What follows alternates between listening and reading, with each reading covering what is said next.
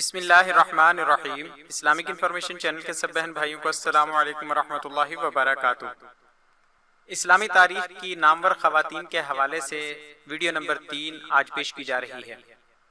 یہ ویڈیو معلومات شیئر کرنے کے لیے بنائی گئی ہے، تلفظ، تاریخ اور دیگر انسانی غلطیوں کو درگزر کرنے کی گزارش ہے۔ آج کی ویڈیو ایک لونڈی حضرت معاذہ بنت عبداللہ رضی اللہ عنہا کے متعلق ہے، جنہوں نے راہ اسلام میں سخت تکالیف اٹھائیں۔ ویڈیو میں آگے بڑھنے سے پہلے آپ دوستوں سے گزارش ہے کہ معیاری اسلامی معلومات کے لیے ہمارے چینل کو ضرور سبسکرائب کریں اور آنے والی ویڈیو سے باخبر رہنے کے لیے بیل آئیکن پریس کریں۔ شکریہ۔ حضرت معاذہ بنت عبداللہ رئیس المنافقین عبداللہ بن ابی کی کنیز تھیں، جنہیں اسلام کی راہ میں سخت تکلیف پہنچائی گئی۔ قبول اسلام کے باعث اللہ نے ان کو آزادی کی نعمت عطا کی۔ ان عظیم خواتین میں سے تھیں جنہوں نے رسول اللہ صلی اللہ علیہ وآلہ وسلم کی بیعت کی سعادت بھی حاصل کی۔ حضرت معاذہ بنت عبداللہ رضی اللہ عنہا کا پہلا نکاح سہل بن قرظہ سے ہوا۔ ان کے انتقال کر جانے یا طلاق دینے کے بعد دوسرا نکاح حمیر بن عدی القاری سے کیا۔ انہوں نے طلاق دے دی تو تیسری شادی عامر بن عدی سے کی۔ پہلے شوہر سے 2 بچے پیدا ہوئے، ایک لڑکا عبداللہ اور ایک لڑکی ام سعید بنت سہل۔ دوسرے شوہر ابن عدی سے جڑواں لڑکے حارث اور عدی پیدا ہوئے اور ایک لڑکی ام سعد پیدا ہوئی۔ تیسرے خامند عامر بن عدی سے صرف ایک لڑکی ام حبیب بنت عامر پیدا ہوئی۔ الاستیعاب فی معرفت الاصحاب میں بتایا گیا کہ جہاں یہ بہت بڑی عالمہ و فاضلہ اور معلمہ تھیں، وہاں سخاوت اور عادات کے لحاظ سے نہایت بلند مرتبے پر فائز تھیں۔ صدقات و خیرات بڑی وسعت قلبی سے کرتی تھیں، بلند حوصلہ اور عالی ذہین خاتون تھیں، متکبر اور ظالم کے سامنے کبھی سر نہ جھکاتی، کمزور اور نادار کی مدد کرتی، ضرورت مندوں کے کام آتی اور حاجت مندوں کی حاجت روائی کے لیے تیار رہتی، لوگوں کا سودا سلف لا دیتی اور بوڑھی عورتوں کی خدمت کرتی۔ زبان میں اثر اور زور تھا۔ ایک عرصے تک مشہور منافق عبداللہ بن ابی بن سلول کی کنیز رہیں، لیکن ضمیر زندہ تھا، جذبات تیز تھے، ذہن آزاد تھا اور فکر میں روانی تھی۔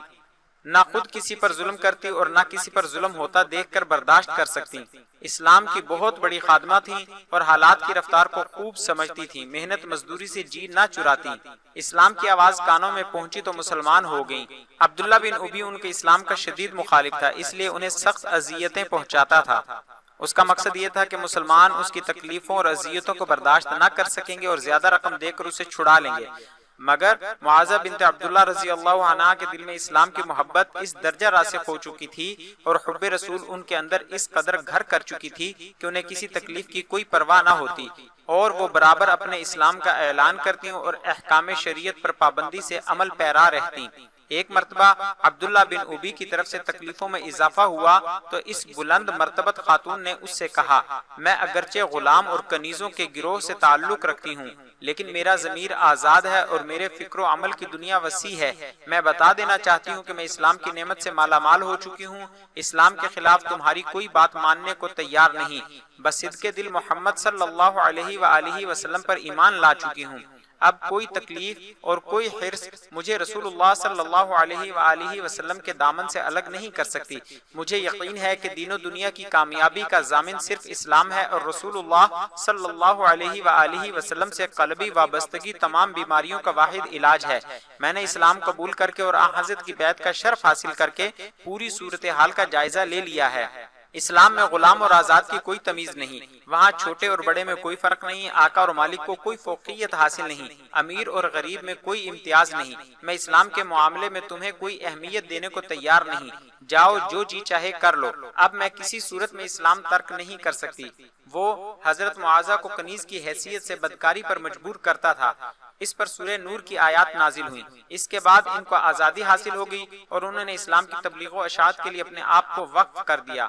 آپ کی تاریخ وفات کا پتہ نہیں چل سکا۔ جزاک اللہ خیرا۔